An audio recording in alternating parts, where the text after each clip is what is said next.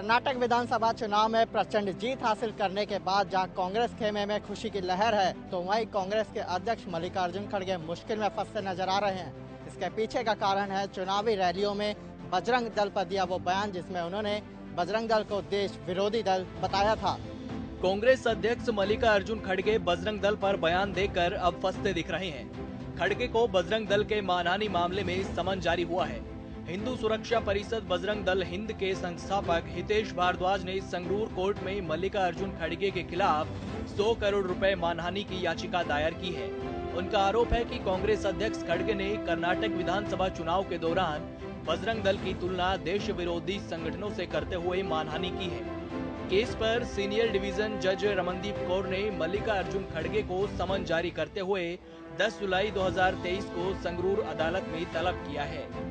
जज रमनदीप कौर ने कांग्रेस अध्यक्ष मल्लिकार्जुन खड़गे को नोटिस जारी कर 10 जुलाई को संगरूर कोर्ट में पेश होने का आदेश जारी किए हैं। अब देखना दिलचस्प होगा कि जीत के रंग में रंगी कांग्रेस के खेमे में क्या ये समन और कांग्रेस अध्यक्ष मल्लिकार्जुन खड़गे के जीत की खुशी में कहीं भंग न डाल दे। मुख्यमंत्री मनोहर लाल का आज तीसरे दिन भी सिरसा जिला में प्रवास रहा। मुख्यमंत्री मनोहर लाल आज जन संवाद कार्यक्रमों के तहत रानिया विधानसभा क्षेत्र पहुंचे। यहां गांव बणी, संतनगर और ओटू में जन संवाद किया, लोगों की समस्याएं सुनी, उनका मौके पर ही समाधान किया। साथ ही 36 करोड़ रुपए की लागत वाली 4 परियोजनाओं का लोकार्पण और शिलान्यास किया। इसके साथ ही बणी काणावाली बस सर्विस को हरी झंडी दिखाकर रवाना किया। इसके साथ ही मुख्यमंत्री ने 137 स्कूलों को +2 पर अपग्रेड करने का ऐलान भी किया। हरियाणा के मुख्यमंत्री मनोहर लाल ने सिरसा जनसंवाद कार्यक्रम के जरिए लोगों की समस्याओं को सुना और क्षेत्र के लोगों को कई बड़ी सौगात भी दी। कार्यक्रम के दौरान उन्होंने रानिया विधानसभा क्षेत्र को करोड़ों की सौगात दी। आपको बता दें, मुख्यमंत्री की ओर से बड़ी से कालावाली की बस को हरी झंडी दिखाई गई और 36 करोड़ की लागत से बनी 4 परियोजनाओं का शिलान्यास और उद्घाटन भी किया गया। वहीं उसके बाद उन्होंने संतनगर पहुंचकर जनसंवाद कार्यक्रम के अंतर्गत आम जनता की समस्याओं को भी सुना। इस दौरान उन्होंने विरोध करने की मंशा से सभा में पहुंचने वालों पर नाराजगी भी जताई और कहा कि अगर विरोध करना है तो मीडिया में जाकर करें। लोकतंत्र में अपनी बात कहने का अधिकार तो सबको है।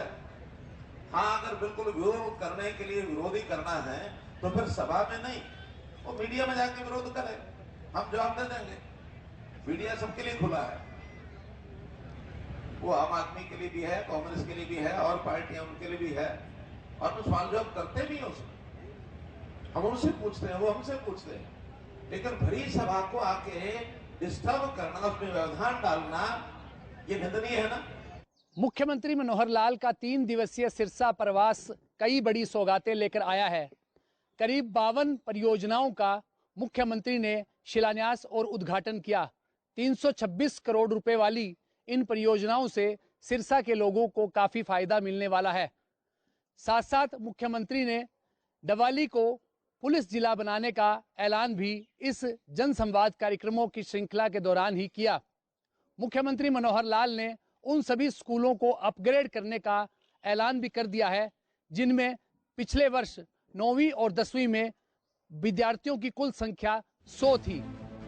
हरियाणा विद्यालय शिक्षा बोर्ड ने 12वीं क्लास का रिजल्ट जारी कर दिया है, जिसमें सिवानी मंडी की रहने वाली नैन्सी ने 500 में से 498 अंक लेकर टॉप किया है। हरियाणा विद्यालय शिक्षा बोर्ड ने 12वीं कक्षा का रिजल्ट जारी किया। आपको बता दें कि इस बार एक बार फिर से परीक्षाओं में प्रदेश की बेटियों ने बाजी मारी है। बोर्ड अध्यक्ष ने बताया कि तीनों स्ट्रीम में पहले स्थान पर भिवानी की छात्रा नैन्सी रही, जिसने 498 अंक प्राप्त किए। वहीं दूसरे और तीसरे स्थान पर जसमीत कौर और तीसरे स्थान पर कनुज रहे। कुल मिलाकर इस बार हरियाणा की बेटियों ने 12वीं की परीक्षा में अपना डंका बजाया है। भिवानी ने आज कक्षा 12वीं का परिणाम घोषित किया है।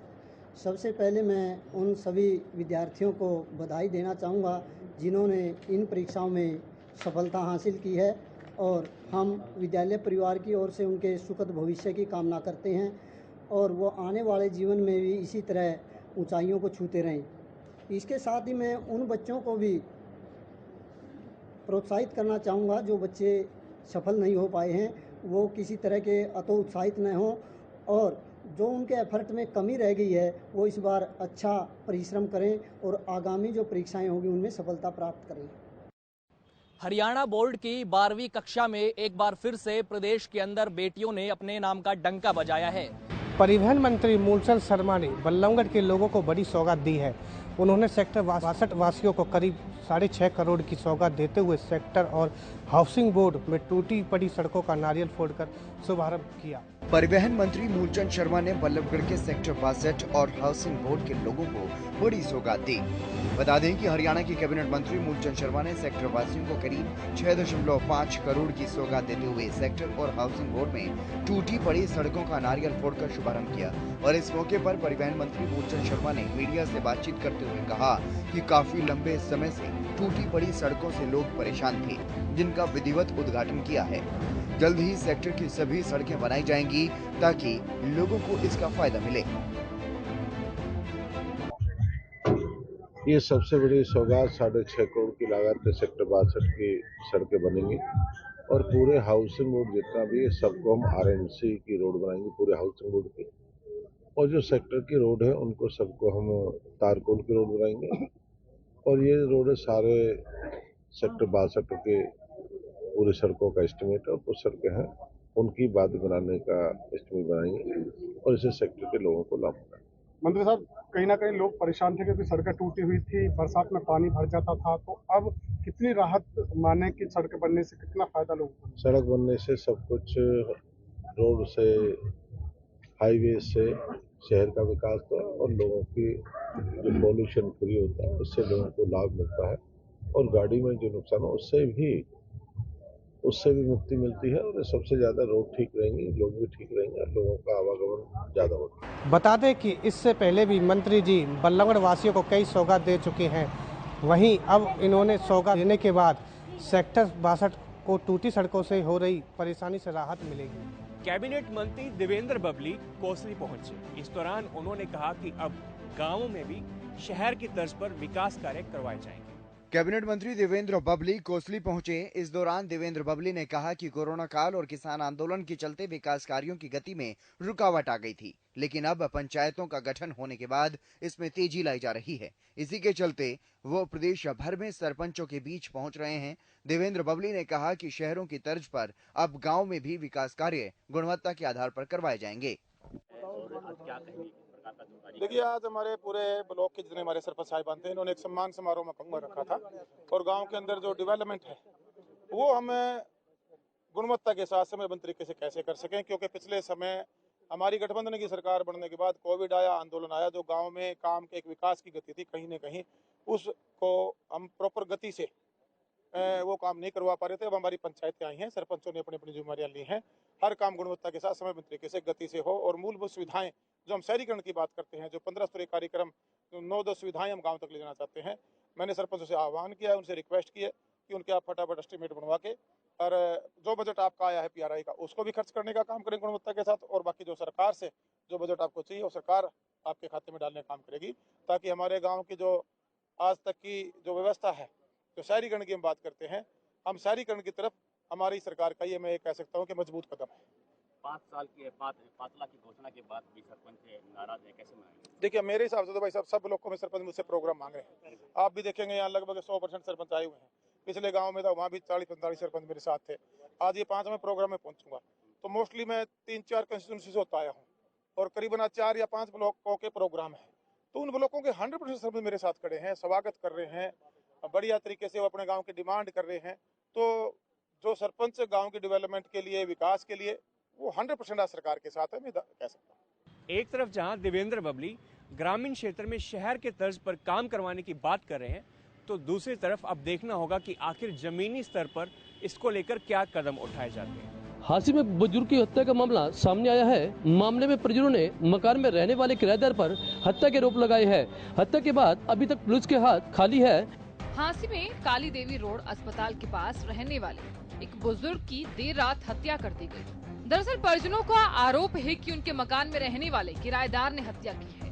मृतक के पुत्र प्रदीप का कहना है कि उसके पिता कोऑपरेटिव बैंक में मैनेजर के पद से रिटायर हैं। रात को करीब 1 बजे उनके मकान में किराए पर रहने वाली प्रशांत ने पिता के सिर पर किसी चीज से वार किया। प्रदीप के अनुसार पिता के चिल्लाने की आवाज सुनकर वह मौके पर पहुंचा तो खून से लथपथ पिता को देखकर सहम गया और चिल्लाने लगा। वह पिता की मौके पर ही मौत हो चुकी थी। ये मेरे पिताजी हैं श्री गुजलाल। कितनी उम्र थी, क्या नाम था सर इसका? इनकी उम्र थी 85 करीब। तो किस तरह घटना घटित हुई? क्या अकेले रहते थे क्या सर? ये अकेला नहीं जी, आगे भैंस वाले में सोते थे, गाँव में बनती है। खाना खा के 9 बजे गए थे और वहाँ यानी उनको मार दिया। तो कौन लोग थे सर, किस पे शक था? ये किराएदार थे। कहाँ के रहने वाले किराएदार सर? ये कोई तो था उड़ीसा का था, तो एक यूपी के थे। तो किस किराएदार थे? किराएदार 4 आ रहे निकल के था। कितने टाइम से रह रहे थे वहाँ हो गया उनको 1 साल हो गया। किस बात को लेकर विवाद चल रहा था सर? वहीं अब इस मामले में पुलिस ने परिजनों के बयान दर्ज कर लिए हैं, कार्रवाई शुरू कर दी है। हालांकि अभी तक पुलिस आरोपी को गिरफ्तार नहीं कर सकी है, लेकिन पुलिस जल्द ही आरोपी की गिरफ्तारी की बात कह रही है। ये रात को सूचना मिली थी हमें, ब्रजलाल जी हैं ये काली देवी रोड से, उनके मकान में किसी ने हत्या करके डेड बॉडी उसके मकान में ही पड़ी थी।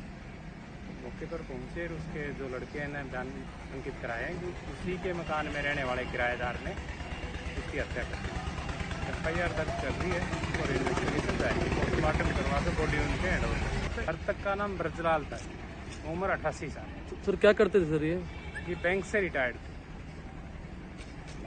मारने वाले का नाम सर क्या? ब्रजलाल जी, ब्रजलाल। मारने वाले का प्रशांत था और मरने वाले का ब्रजलाल था। नहीं, प्रशांत यहीं का या कहीं बाहर का? नहीं, उड़ीसा का। तो सर ये किस तरह से घटना को अंजाम दिया उसने, कुछ पता लगा? कोई तेजधार हथियार या कोई भारी चीज उसके मुंह पर मारी। तो सब अरेस्टिंग वगैरह कोई हुई है? नहीं, अरेस्ट। अब देखना ये होगा कि आखिरकार कब तक पुलिस आरोपी को गिरफ्तार करने में कामयाब होती है। हांसी से केशव धमीजा की रिपोर्ट। समालका उपमंडल के गांव पट्टी कल्याणा में एक जमीनी विवाद को लेकर दो पक्षों में खूनी संघर्ष देखने को मिला। वहीं एक पक्ष ने मेडिकल करवा दूसरे पक्ष पर जानलेवा हमले करने के आरोप लगाए हैं।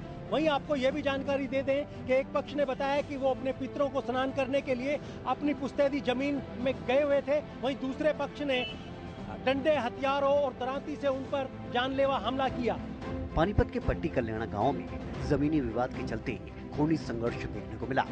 एक ही परिवार के 2 पक्ष आपस में भिड़ गए। आपको बता दें कि एक पक्ष की ओर से खेतों में पितृ स्नान करने गए परिवार पर लोहे की रॉड, लाठी डंडों से जानलेवा हमला कर दिया गया। आरोपी पहले ही पूरी प्लानिंग के तहत खेत में घात लगाकर बैठे थे। जैसे ही परिवार खेत में पहुंचा तो उस पर जानलेवा हमला कर दिया गया। हमले में कई लोगों को गंभीर चोटें आई हैं। वहीं मामले में पीड़ितों की ओर से आरोपियों के खिलाफ सख्त कार्रवाई की भी मांग की गई है। हम सुबह धान सींचने के लिए गए थे, जेठ का महीना लग रहा, हम हर रोज जाते थे। तो उन्होंने पीछे से वारदात की थी, वो पूरी तैयारी में थे, हमें मालूम नहीं था। तो उन्होंने हमारे पे पूरा हमला किया हथियारों से। और वो पूरे परिवार के सदस्य थे, वो 5-6 आदमी थे, उसमें 1-2 लेडीज भी थी। क्या थे हथियार आप बता रहे हो, क्या चीज थी उनके पास? राड वगैरह, दांती वगैरह, डंडे थे, काफी थे उनके पास। कितने लोग घायल हुए आपको? हम सारा परिवार घायल है। कौन कौन है इसमें आप परिवार? मेरी मिसिज है, छोटा भाई है, पापा है, मम्मी है, छोटे भाई की मिसिज है, पूरा परिवार हुआ है। कोई रंजिश तो होगी ना, कोई जमीनी विवाद होगा, कुछ ना कुछ तो होगा। वो पहले था जमीनी विवाद, लेकिन वो अब थोड़ा खत्म हो गया था, लेकिन अब दोबारा फिर उन्होंने यही काम किया। वहीं इस पूरे मामले को लेकर पीड़ितों ने इसकी लिखित शिकायत जो है समालका थाने में दे दी है। वहीं पुलिस इस मामले की जांच में जुटी है। यमुनानगर में एंटी नारकोटिक्स सेल की टीम को एक बड़ी सफलता हाथ लगी है। दरअसल यहां पर 11 ग्राम से ज्यादा हेरोइन के साथ एक युवक को गिरफ्तार कर लिया गया है। फिलहाल पुलिस ने मामला दर्ज कर लिया है और कार्रवाई में पुलिस जुट गई है। बता दें कि पुलिस ने एक बाइक भी बरामद किया है इस मामले में। यमुनानगर में एंटी नारकोटिक्स सेल की टीम के हाथ बड़ी सफलता लगी है। 11 ग्राम से ज्यादा हेरोइन के साथ एक युवक को गिरफ्तार किया गया है। आरोपी के खिलाफ केस दर्ज कर लिया गया है और उसे कोर्ट में पेश किया गया है, जहां से उसे न्यायिक हिरासत में भेज दिया गया है। मामले की जानकारी इंचार्ज प्रमोद वालिया ने बताया कि उनकी टीम को सूचना मिली थी, जिस पर कार्रवाई करते हुए टीम का गठन किया गया, जिसके बाद टीम ने मौके पर जाकर आरोपी को गिरफ्तार किया है। वहीं आरोपी की बाइक भी कब्जे में ले ली गई है। माननीय पुलिस अधीक्षक यमुनानगर श्री मोहित आंडा जी के दिशा निर्देश अनुसार नशे पर हर रोज धरपकड़ जारी है। जो कल हमारे को एक सूचना मिली थी कि गोविंदपुरा रोड नज़दीक सरखोदा स्वीट हाउस के पीछे एक युवक नशे का कारोबार कर रहे हैं, तो उसके आधार पर हमने टीम को गठित कर उस युवक को काबू किया। उसका नाम पता पूछा, जिसने अपना नाम शुभम वासी दुसानी बताया और मौके पर राजपूत रेती को बुलाकर उसकी तलाशी करवाई गई, जो उसकी पोजीशन से 11.05 ग्राम हेरोइन बरामद हुई है, जो उससे पूछताछ की जा रही है कि वो कहाँ से लेके आता था और उसके साथ कौन कौन इन्वॉल्वमेंट है, तो पूछ जा रही है। मोटरसाइकिल पे था, ये मोटरसाइकिल से काबू किया। फिलहाल इस मामले में देखना होगा कि आरोपी के तार और किन लोगों से जुड़ते हैं। ये बात तो जांच के बाद ही पता चलेगी। प्रदेश में लगातार गर्मी का प्रकोप बढ़ता जा रहा है। अगर तापमान की बात करें तो 40 से 43 डिग्री सेल्सियस के बीच में बना हुआ है। इसको लेकर डायरिया के कितने केसेस बढ़ रहे हैं, इस चीज़ को जानने के लिए हमारे साथ मौजूद हैं तिगांव सामुदायिक स्वास्थ्य केंद्र के SMO doctor Harish Arya ji. Doctor साहब, कितना इजाफा देखने के लिए मिल रहा है डायरिया के केसेस में? 2-4 दिन से अभी जैसे गर्मी बढ़ी है तो उस हिसाब से हम उम्मीद कर रहे थे कि डायरिया के केसेस बढ़ेंगे, लेकिन फ़िलहाल अभी OPD में इस प्रकार का कोई इजाफा नहीं हुआ है। लेकिन बढ़ती हुई गर्मी के मद्देनज़र ऐसे केसों को कंट्रोल करने के लिए, ट्रीट करने के लिए हमने अपनी तैयारी शुरू कर ली है। डॉक्टर साहब, आशंका जताई जा रही है कि आगे और बढ़ के गर्मी होगी और अगर तापमान की बात करी जाए तो 48 डिग्री सेल्सियस तक जा सकता है, तो उस समय पे कितनी परेशानियों का सामना करना पड़ेगा लोगों को? जी बिल्कुल, तापमान बढ़ने पर सबसे पहले तो छोटे बच्चों और बुज़ुर्गों में डायरिया की बहुत समस्या होती है। डायरिया, डिसेंट्री, फूड पॉइजनिंग, इस तरह की समस्याएं होती हैं। दूसरा, गर्मी के चलते डिहाइड्रेशन और लू लगना, इस प्रकार की समस्याएं होती हैं। तो फ़िलहाल इस तरह के केस अभी OPD में नहीं आ रहे हैं, लेकिन तैयारी पूरी है हमारी। डॉक्टर साहब, बताया जाता है कि डायरिया से बचने के लिए बॉडी को हाइड्रेट रखना ज़्यादा ज़रूरी है, तो ऐसी क्या चीज़ें हैं जिससे कि बॉडी ज़्यादा समय तक हाइड्रेट बनी रहे? हाइड्रेशन बहुत महत्वपूर्ण है। गर्मी के समय में कि पसीना आता है तो हमारा शरीर से पानी का लॉस होता है, तो उसकी पूर्ति के लिए सबसे आसान तरीका तो है कि पानी ज़्यादा से ज़्यादा पिएं, और दूसरा, जितनी भी लिक्विड चीज़ें हैं, तरल पदार्थ हैं, वो ज़्यादा से ज़्यादा लें। जैसे शिकंजी हो गई या अपना छाछ हो गई, इस तरह की चीज़ें ले सकते हैं।